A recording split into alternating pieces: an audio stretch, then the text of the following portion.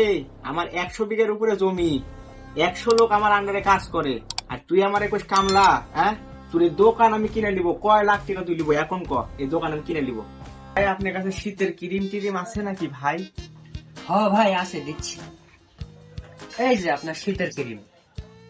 Crack skin cream, ফাটা গোড়ালিকে মসৃণ ও সুন্দর করার জন্য।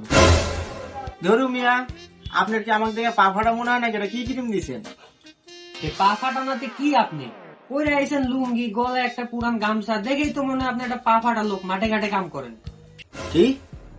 এই তোর আমার দিকে পা ফাটা মনে হয়? হ্যাঁ, লুঙ্গি পুরা লোক মনে হয়? এটা কি? হ্যাঁ, এই এটা কি কি মনে করছো আমাকে তুই? হ্যাঁ, এই আমার 100 বিঘের উপরে জমি, 100 লোক আমার আন্ডারে কাজ করে, আর তুই আমার একুশ কামলা।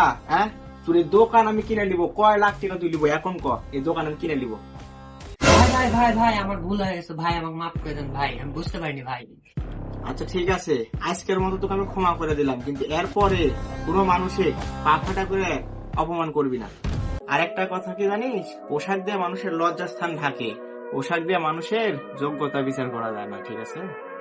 ভিডিওটি আপনাদের কেমন লাগলো কমেন্ট করে জানাবেন।